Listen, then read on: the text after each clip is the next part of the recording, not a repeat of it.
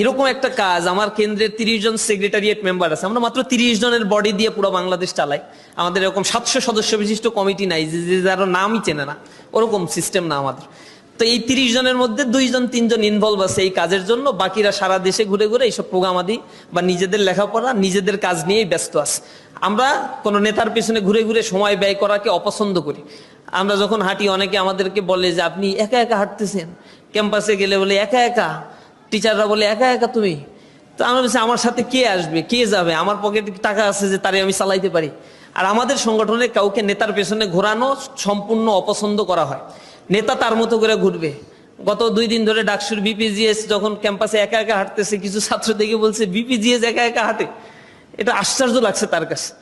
তো ওদের কাছে জিজ্ঞাসা করছে ভাই একা? বুঝছে তো একাই তো, আমি তো ছাত্র, আমি একা দোকা পাবো কোথায়? দোকা চলতে গেলে তো পকেটে টাকা উল্টাপাল্টা ইনকাম করতে হবে। ডাকসুর বিপিজিএস তো উলট পালট ইনকামের সুযোগটা নাই, তার তো আসলে স্কোপটা খুবই লিমিটেড। সুতরাং আমাদের সংগঠন ছোটবেলায় যখন সংগঠনে ইনক্লুড হয়, ছাত্রদেরকে আমরা সেভাবে গড়ে তোলার চেষ্টা করি। তো এরকমও না, আবার অনেকে আবার প্রাথমিক পর্যায়ে প্রশ্ন করে যে ছাত্র শিবির কি শুধু মেধাবীরাই করতে পারে? একটা টক শোতে গিয়ে এক দলের বড় একটা দল, তার নেতা আমার জিজ্ঞাসা করতেছে যে এই প্রশ্নের উত্তর ছাত্র শিবিরকে দিতে হবে, যে ছাত্র শিবির কি শুধু মেধাবীরাই করতে পারবে যাদের সিজিপিএ 3.5 এর উপরে? যদি এর নিচে হয় তাহলে কি শিবির করতে পারবে না? তা আমি বললাম যে এটা একটা প্রশ্ন হইলো ভাই, মানে যে কেউ করতে পারে ছাত্র শিবির, কিন্তু ছাত্র শিবির করার পরে তার ইমপ্রুভমেন্টের কাজটা ইসলামী ছাত্র শিবির করে। আমি বলি যে পূর্বে তুমি কি করে আসছো, it doesn't my considering factor. এখন তুমি কি এখন থেকে চিন্তা করো আর নিজেকে গড়ে তোলার জন্য চেষ্টা করো। পুরাতন নিয়ে যে চিন্তা করতে থাকে ও পেছনেই পড়ে থাকে। আমার পেছনে কি হয়েছে এটা আমি কখনোই রিগেইন করতে পারবো না। সুতরাং আমার জন্য বেটার অপশন হচ্ছে ভবিষ্যতে আমি আসলে কোন দিকে যাব সেটা নিয়ে আমাকে চিন্তা করা। অতটুকু চিন্তা করতে পারলেই হবে ইনশাআল্লাহ। তা আমাদের জনশক্তিকে আমরা এইভাবে পজিটিভ সেন্স নিয়ে গড়ে তোলার জন্য চেষ্টা করি।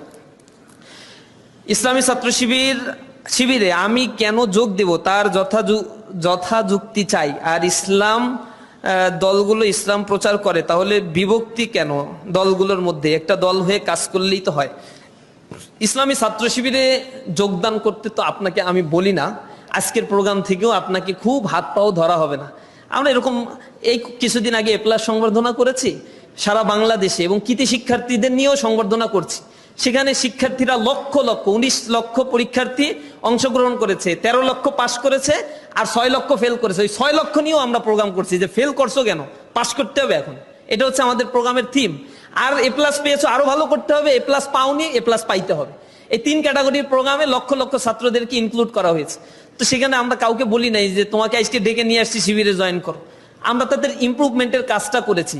এখন আমাদের অ্যাক্টিভিজম দেখে যদি তোমার ভালো লাগে যে না এখানে গেলে নিজেকে গড়া যায়, আত্মিকভাবে তৈরি করা যায়, একাডেমিক এক্সিলেন্সি হয়ে তৈরি করা যায় এবং নেটওয়ার্কিং ডেভেলপ করা যায়।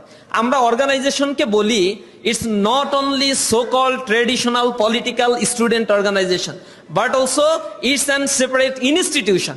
ইনস্টিটিউশন আপনাকে morality, integrity, sincerity, academic excellence করে গড়ে তোলার জন্যই মূলত কাজ করে থাকে।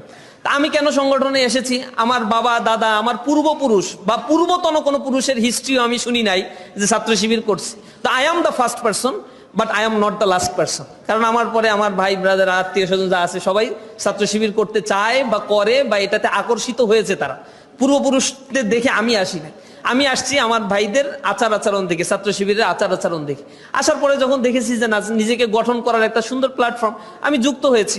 তো আপনার কাছে যদি অন্য কোনো প্ল্যাটফর্ম এরকম বেটার মনে হয়, আপনার কাছে বেটার অপশন থাকলে ইউ ক্যান গো। আপনি নিজেকে গড়ে তুলতে হবে। ছাত্র শিবির মানুষ